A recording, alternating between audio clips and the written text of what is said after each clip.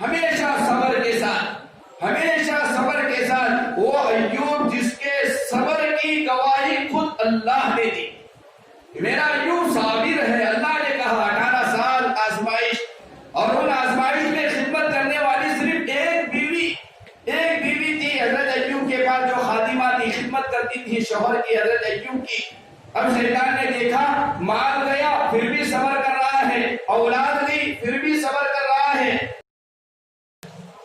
مال گیا صبر، اولاد گئی صبر کر رہے ہیں، صحت چلی گئی بیمار ہیں 18 سال سے صبر، بیوی خادمہ۔ اب شیطان نے سوچا کہ اب کیسے انہیں بہکایا جائے۔ بیوی کے پاس شیطان آیا، حکیم بن کر، ڈاکٹر بن کر آیا، ڈاکٹر بن کر آ کر بیوی سے کہا کہ میں تمہارے شوہر کا علاج کروں گا، وہ صحت یاب ہو جائیں گے، پورا آرام ہو جائے گا، لیکن ایک مجھے کوئی پیسہ نہیں چاہیے، میرے علاج کا میں پیسہ بھی نہیں لوں گا، کوئی عوض مجھے نہیں چاہیے، صرف ایک کام کرنا ہوگا، کہ کام یہ کرنا ہے کہ صرف مجھے ایک سجدہ کرنا پڑے گا، اور سجدہ ایوب بھی نہیں کرے گا۔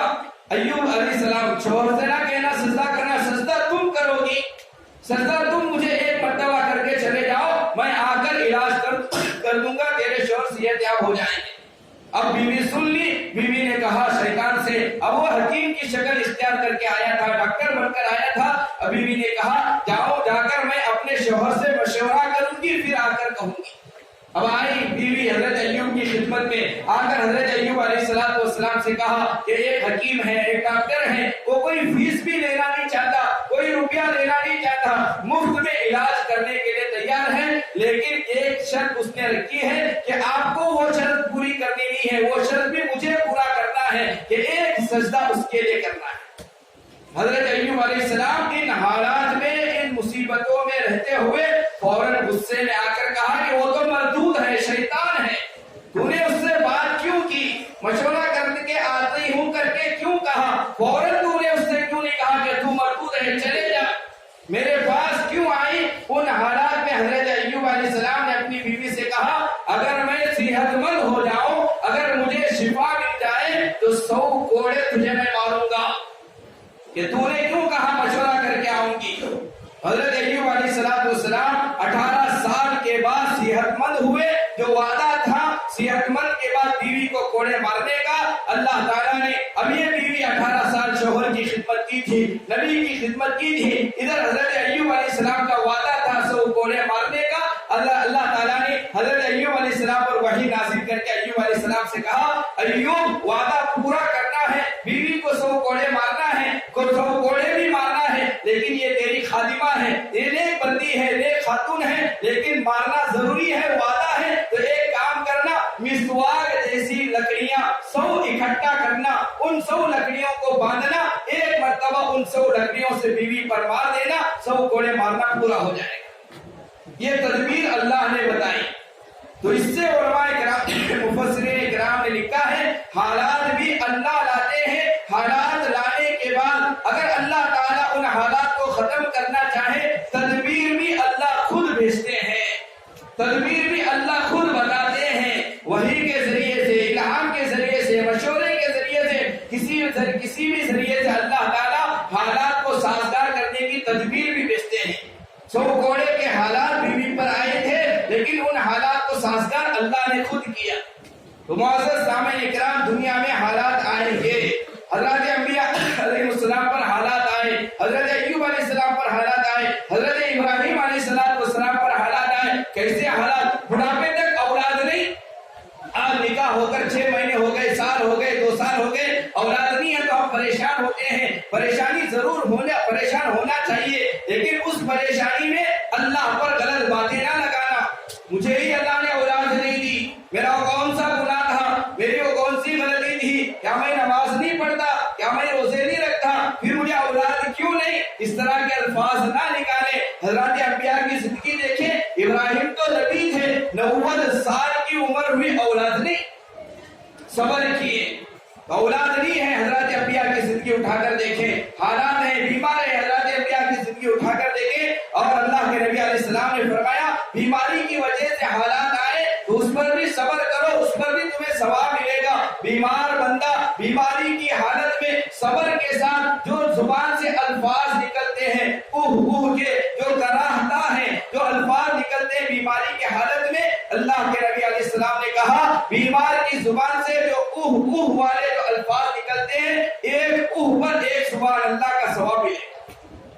اور اگر بیماری بڑھ گئی، بیمار بندہ اب چیخنے لگا، چلانے لگا، پکارنے لگا، اب اللہ کے نبی علیہ السلام نے کہا ادھر بیماری بڑی، پہلے بیماری مختصر تھی، چھوٹی آواز نکالتا تھا، سبحان اللہ کا ثواب لکھا جاتا تھا، اب بیماری میں تھوڑا اضافہ ہوا، اب پریشانی تھوڑی اور بڑھ گئی، اب تھوڑا چیخ رہا ہے، پکار رہا ہے، نبی نے کہا اب سبحان اللہ کا ثواب نہیں، اب لا الہ الا اللہ کا ثواب ملے گا۔ اللہ کے نبی علیہ السلام نے فرمایا بیمار بندہ گنہگار ہی کیوں نہ ہو، ایک گنہگار ہے لیکن بیمار ہے، اس کی عیادت کرو، اس سے کہو کہ تو بیمار ہے، تو دعا کر۔ اگر بیمار بندہ اگرچہ وہ گنہگار ہی کیوں نہ ہو اس بیماری کی حالت میں کسی کے لیے دعا کرتا ہے تو اللہ اس کی دعا کو قبول کرتا ہے۔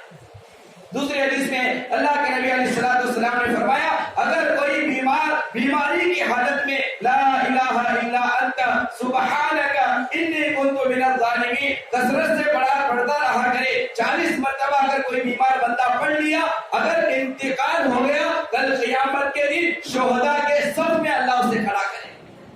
اگر صحت یاب ہو گیا، شہید انتقال نہیں ہوا، بیماری سے افاقہ ہوا، صحت مند ہوا، اللہ کے نبی نے فرمایا اس آیت کریمہ کی برکت سے اللہ تعالیٰ ایسے اسے صحت عطا کریں گے، اس صحت کی وجہ سے اللہ سارے گناہ اس کے معاف کر دیں گے۔ یہ حالات پر صبر کرنے پر انعامات آئیں گے، دنیا میں حالات صبر کریں۔ حضرات انبیاء علیہ السلام کی زندگیاں اٹھا کر دیکھیں، صبر کریں۔ لہذا صبر 3 طریقوں سے ہوتا ہے، الصبر علی الطاعہ، الصبر علی ترک المعاصی، کہ پہلا صبر کرنا ہے اطاعت پر، اللہ کے حکم پر چلنے کے لیے دل گوارا نہیں کرتا لیکن اللہ کے حکم پر چلیں گے، صبر کریں گے۔ دل نہیں مانتا اللہ کے حکم پر چلنے کے لیے لیکن صبر کے ساتھ چلنا پڑے گا۔ حضرت یوسف علیہ السلام اللہ کے حکم پر اطاعت کی، کتنا صبر کیا، کیسے ماحول تھا گناہ کا۔ حضرت یوسف علیہ السلام کو جس نے گناہ کی دعوت دی وہ تو زلیخا تھی، وہ تو حضرت یوسف علیہ السلام کی آقاؤں میں جس کا شمار تھا، گناہوں کی دعوت دینے والی آقا عورت، ابتدا عورت سے ہوئی۔ حضرت یوسف اور ماحول کیسا تھا کہ بند کمرہ ہے، کوئی دیکھنے والا نہیں، کمرہ بند ہے، حضرت زلیخا دعوت دے رہی ہے، عورت ابتدا کر رہی ہے، اور وہ بھی ایسی عورت بادشاہ کی بیوی، وزیر کی بیوی ہے، اور ساتھ میں کیا کہہ رہی ہے یوسف اگر تو اس گناہ کے لیے آگے نہیں بڑھے گا تو تجھے جیل خانہ بھیج دوں گی، دھمکی بھی دی جا رہی ہے۔ اور اس کے ساتھ ساتھ کیا حضرت یوسف جوانی کی عمر، جوان ہے، کتنے ماحول کتنا سازگار تھا، جوان ہے، سامنے عورت خوبصورت ہے، جوان ہے، آقا ہے، اور اگر گناہ نہ کریں گے جیل خانے کی دھمکی دی جا رہی ہے، اور کمرہ بھی بند ہے، کوئی تیسرا انسان نہیں ہے، ہئی تلک کہہ رہی ہے آجا آجا، لیکن الصبر علی الطاعہ، عبادت پر حضرت یوسف نے صبر کی، اللہ نے اس صبر پر کتنی چیزوں سے نوازا۔ تو الصبر علی الطاعہ، کہ عبادت پر صبر، عبادت کرنے جیلی چاہ رہا ہے صبر کرو، عبادت کرو۔ تو پہلی قسم صبر کی الصبر علی الطاعہ، اطاعت پر صبر۔ ماحول خوشگوار نہیں ہے، بازار والا ماحول ہے، سارے غیر مسلم ہیں، کسی کے سر پر ٹوپی نہیں ہے، اب ٹوپی پہننے شرم آ رہی ہے، آر محسوس ہو رہا ہے، اس عبادت پر ہمیں دل نہیں لگ رہا ہے، لہذا صبر کرے، ٹوپی پہنے۔ ایسی دعوت ہے جہاں جانا ناممکن ہے، مناسب نہیں ہے، کہ گانا بجانا عام ہو رہا ہے اور جی چاہ رہا ہے کہ جاؤ کھاؤ، لیکن وہاں رکے صبر کرے۔ اسے کہتے ہیں الصبر علی الطاعہ، عبادت پر صبر۔ صبح کا وقت ہو رہا ہے، ٹھنڈی ہے، جانا دل نہیں چاہ رہا ہے، لیکن جائیں، صبر کے ساتھ جائیں۔ الصبر۔ حضرت سلیمان بن یسار رحمۃ اللہ علیہ بڑے اللہ والے گزرے ہیں، غالباً تابعی ہیں۔ سلیمان بن یسار حج کے سفر میں تھے، ان کے ساتھ قافلے میں 2-4 اور انسان تھے، جا رہے تھے، راستے میں ایک جگہ پر خیمہ ڈالا اور ساتھیوں سے کہا کہ جاؤ فلاں شہر میں جا کر کھانا لانا۔ اب تنا ہے حضرت سلیمان بن یسار، اب ساتھی گئے کھانا لانے کے لیے، ایک دیہاتی خوبصورت عورت حضرت سلیمان بن یسار کے پاس آئی اور آ کر اپنی زبان میں کچھ کہنے لگی، اور سلیمان بن یسار نے اس دیہاتی خوبصورت عورت کی زبان کو نہیں سمجھا، اور انہوں نے سمجھ لیا کہ فقیر ہوگی، بھیک مانگ رہی ہوگی، بھوکی ہوگی، جو روٹیاں ان کے پاس بچی کچھ تھی وہ اٹھا کر اس بدو عورت کو، اس دیہاتی عورت کو دے دیا۔ سلیمان بن یسار سے اس دیہاتی عورت نے کہا کہ میں بھوکی نہیں ہوں کھانے کی، میں بھی تنہا ہوں، تم بھی تنہا ہو، لہذا دونوں تنہا ہیں، چلو گناہ کر بیٹھیں گے، چلو اپنی خواہشات پوری کریں گے۔ لیکن حضرت سلیمان بن یسار تنہا تھے، سامنے عورت دعوت دے رہی تھی۔ حضرت سلیمان بن یسار نیچے منڈی کر کے، نیچے اپنے چہرے کو جھکا کر اللہ سے یہ بات کہی، اے اللہ یہ شیطان کی نمائندگی کر رہی ہے، شیطان نے اسے بھیجا ہے، لہذا اے اللہ اسے مجھ سے دور فرما۔ یہ کہتے ہوئے رونے لگے۔ حضرت سلیمان کے رونے کا اثر اس دیہاتی عورت پر ایسا گرا کہ وہ بے حیا سے با حیا ہو گئی، شرمندگی اسے طاری ہو گئی۔ اب وہ بھاگ کر چلی گئی۔ کتابوں میں لکھا ہے سلیمان بن یسار جب رات میں سوئے، رات میں خواب میں حضرت یوسف علیہ السلام کی زیارت ہوئی۔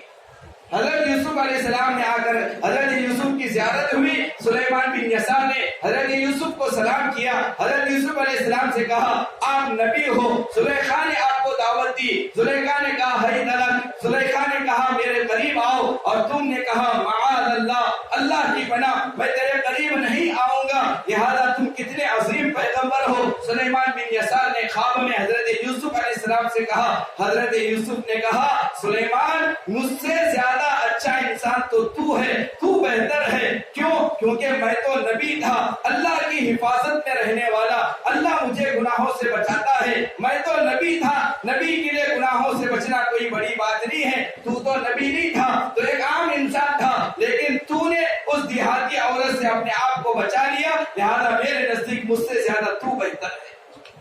صبر علی الطاعۃ، گناہوں کی دعوت دی جائے گی، صبر کریں، عبادت پر صبر کرنا۔ دوسری قسم صبر کی الصبر علی ترک المعصیت، معصیت کے چھوڑنے پر صبر، گناہوں کے چھوڑنے پر صبر۔ بیان سن لیے، سگریٹ چھوڑنے پر توبہ کریں گے، گناہ چھوڑنے پر صبر کریں، گناہ چھوڑنے پر توبہ کریں گے، بد نظری سے توبہ کریں گے، لیکن نفس نہیں مانے گا، شیطان نہیں مانے گا، گناہوں کی طرف کھینچے گا، لیکن صبر کریں، گناہوں کے چھوڑنے پر صبر کریں۔ جگر مراد آبادی رحمت اللہ علیہ شرابی تھے، بڑے شراب کے عادی تھے۔ جگر مراد آبادی رحمت اللہ علیہ حضرت اشرف علی تھانوی رحمت اللہ علیہ کی خدمت میں حاضر ہوئے، ہاتھ پر ہاتھ رکھ کر بیعت کی، توبہ کی۔ حضرت تھانوی رحمت اللہ علیہ نے کہا شراب چھوڑنا ہوگا، شراب سے دور رہنا ہوگا۔ کہا کہ ٹھیک ہے، سچی توبہ کر رہا ہوں، شراب نہیں پیوں گا۔ توبہ کر کے حضرت سے وعدہ کر کے جگر مراد آبادی رحمت اللہ علیہ گھر پر آئے۔ شراب زندگی بھر پیے تھے، اب شراب کو جیسے ہی چھوڑا بیمار ہو گئے۔